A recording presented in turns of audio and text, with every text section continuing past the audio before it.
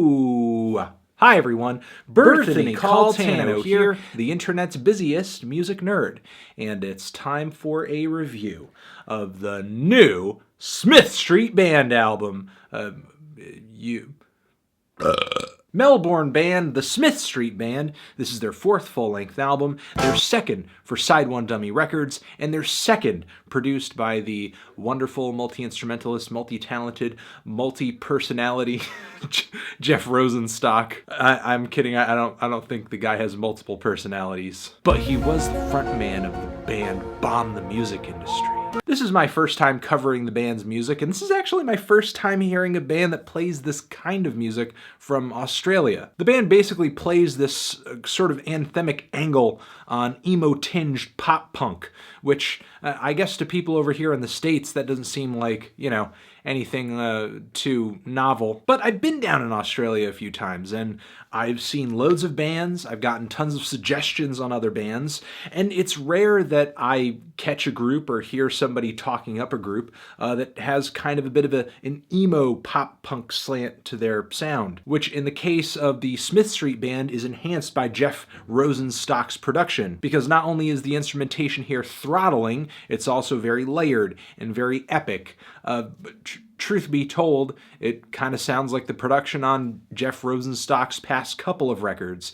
Maybe a tad cleaner than Worry, but, you know, still, it could be a good thing, could be a bad thing, depending on who you are. But, you know, it's not just that these guys are not sharing musically a whole lot in common with a lot of the garage rockers and psych rockers and pub rockers that usually catch down in Oz. It's also specifically what I think this band is bringing to this sound, and that is frontman Wil Wagner's semi-thick accent, which I think sort of takes the edge off of the very sad and somewhat, you know, whiny lyrics. Somewhat melodramatic lyrics too, and not to say that the band never crosses that line. Occasionally they do, like on the song Death to the Lads, which to me kind of felt like an eye-roll worthy ode to growing up or getting more mature, making better decisions. I'm not against that theme, I'm not against that idea, but there were some moments in the verses where I kind of hit some lyrics that felt to me very judgmental and snooty, which confuses me, because sometimes on this album, Wil barely seems to have control of his own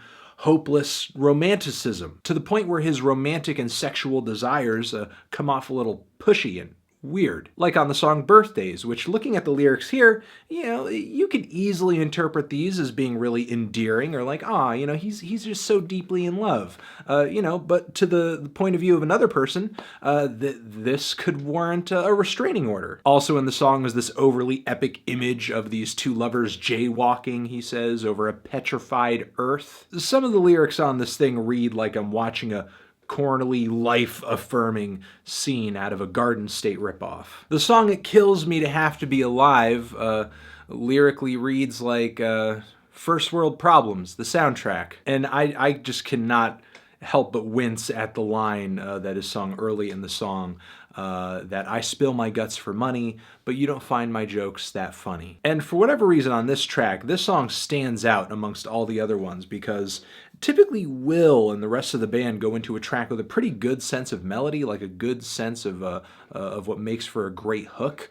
But this track, most of it just felt like tuneless, anguished moaning. Another moment that felt kind of hammed up was the song Young Once, where despite the fact that Wil is yet to hit 30, he's seriously singing about having been young once, and kind of mulling over these relationships and kisses he's had with women in the past, wondering if these people are thinking about him. The lovesick character flaws that Wil displays on this album make him kind of an oddball, but they simultaneously make him a compelling character and make him kind of interesting, because time and time and time again on this album he becomes the victim of his own desires, as he cries out against these blaring guitars on the song For You, where he says one of my favorite lyrics on the entire album about the realization shattering through him that he's the villain in this movie. cringeworthy. It's one of the few moments on the album where I can't help but get caught up in the emotion of Wil's performance, especially as he's building up to the final refrain of the track. One day there'll be a song for you.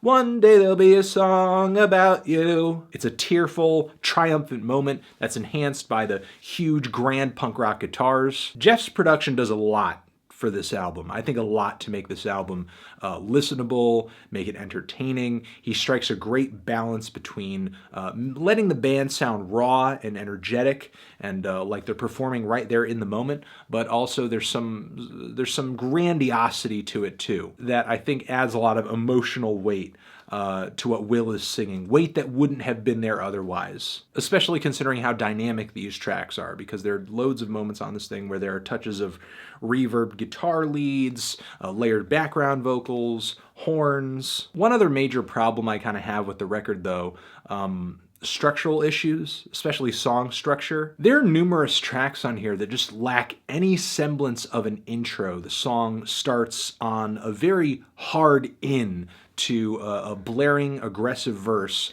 where you might have guitars, drums, and Wil's vocals all starting at once on the one. And it's just so much, so fast. Like a few bars of a drum beat or a melody or something just to kind of set the tone, especially with the first track of the album would have been greatly appreciated. The general lack of intros and sometimes outros on these tracks also contributes to the feeling that there's not much of a flow to this album as a whole. You could assemble these tracks in a variety of ways and pretty much get the same outcome, except for maybe if you grabbed one of the tracks with a proper introduction and put that at the very start of the album. That might do a better job of, setting the tone of the record. All I'm asking for is just a little intro foreplay. Can I just get a bit of foreplay here before we just go all in? Might explain some of the romance problems. But to kind of bring it back to Wil's emotional hurdles on this record, there are more highlights on here, like Passiona, the track this album pulls its title from.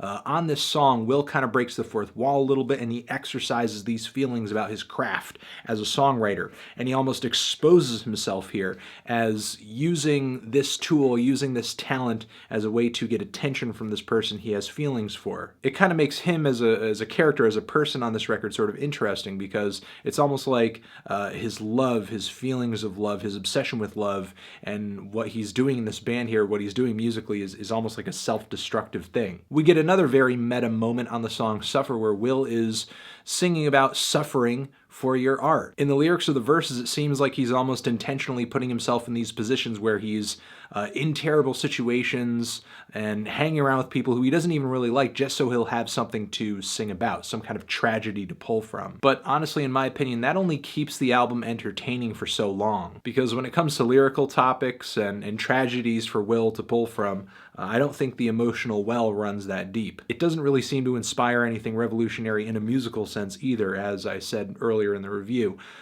Musically, this just kind of sounds like a Jeff Rosenstock record. The album was an alright listen.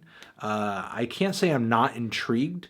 I certainly am, because I do think there are some real moments of emotional darkness and some interesting and very personal and very introspective lyrics on this record. But for every unique characteristic that the Smith Street Band have and bring to this album, I feel like there is a con, or at least a couple of negatives working against it. Whether it be the all too familiar sound of the production, the moments where it seems like Wil lets his emotions take him so far that lyrically I think he's kind of writing and singing these moments that maybe don't read as awkward to him, but maybe would to the listener if they just kind of read into what he's singing. The lack of flow as an album, the lack of structure to some of these songs. Though I do like the blend of emo and pop punk and alternative rock that the band brings to the table. And the band certainly knows their way around a hook too. I'm feeling a strong 5 to a light 6 on this one.